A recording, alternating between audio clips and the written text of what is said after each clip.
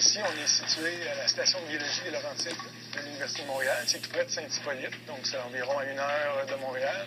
Donc les étudiants sont complètement déconnectés de leur milieu habituel avec toute la technologie. Ils n'ont pas accès à Facebook 24 heures sur 24 ici. Et même s'ils voulaient avoir accès à Facebook, ils n'ont pas le temps. Je suis François-Joseph Lapointe, responsable du stage d'écologie des animaux terrestres. L'objectif du stage, c'est de leur montrer les travaux sur le terrain qui sont très intenses. Il y a des tournées de mammifères la nuit. Il faut se lever à 5 heures du matin pour aller écouter les chants d'oiseaux. Ils identifient des insectes jusqu'à très tard la nuit. Donc, ils n'ont pas le temps, de toute façon, d'avoir toutes ces distractions-là. Notre clientèle, c'est les étudiants du baccalauréat en sciences biologiques qui sont soit à la fin de leur première année ou après leur deuxième année et qui, pour la plupart, ne sont pas venus sur le terrain. Ils ont eu des cours théoriques où on apprend dans des livres de quoi a l'air certaines espèces de mammifères ou d'oiseaux. Mais quand on arrive sur le terrain, c'est pas nécessairement évident, là. En fait, c'est un stage qui nous permet de voir son effet pour la carrière de biologiste.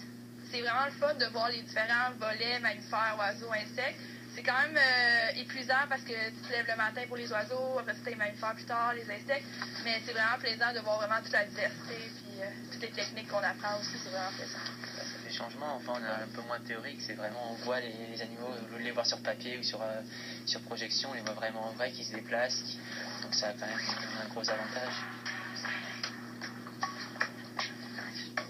L'aspect le plus important du stage, et quand je l'ai mis sur pied il y a ça maintenant 15 ans, c'est de démontrer aux étudiants c'est quoi faire de la recherche en écologie.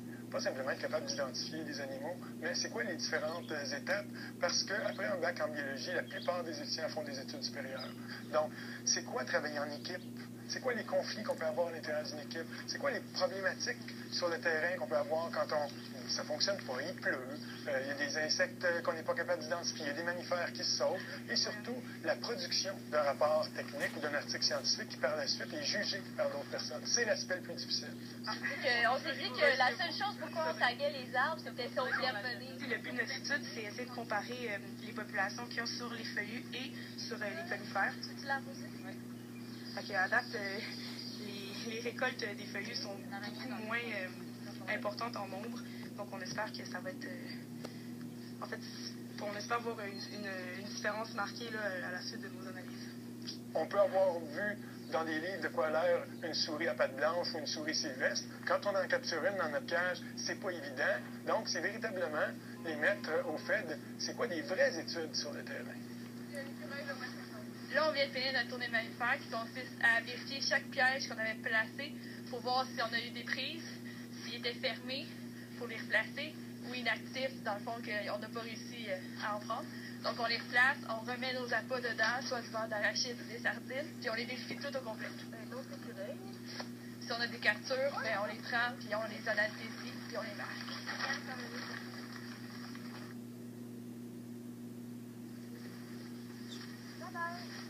Le gros du travail, c'est d'analyser les données qu'ils ont récoltées. Donc, l'écologie, ce que les gens oublient souvent, c'est que c'est des mathématiques. Donc, il faut utiliser des modèles, il faut utiliser des analyses statistiques multidimensionnelles pour être capable de tester des hypothèses, par exemple, parce que dans une tourbière, il y a plus d'insectes que dans un milieu sec. C'est ce genre de questions-là que les étudiants doivent essayer de tester par la récolte de données et l'analyse statistique de leurs résultats. Une fois qu'on est allé sur le terrain, récolter nos insectes dans la méthode du battage, là, on arrive en laboratoire et on essaie de les identifier. On a déjà appris avant le stage à les identifier. Donc, on a appris les caractères diagnostiques, qu'est-ce qui faisait que c'était un coléoptère, un éphémère ou autre sorte. À 1h du matin, on retourne faire du battage. À 3h, on a des mammifères. Donc, on devrait dormir à 5h. Avec 4 heures de sommeil. Oui, ça ressemble à ça. Pour les prochains jours, ça ressemble toujours à peu près à ça. Les derniers jours vont être espacés. Moi, ce qui m'allume dans ce stage-là, c'est voir des étudiants arriver ici un peu de façon rébarbative en pensant que ça va être l'enfer, puis que là, tout d'un coup, dans leurs yeux, il y a comme la flamme qui s'allume, puis ils découvrent leur passion ici.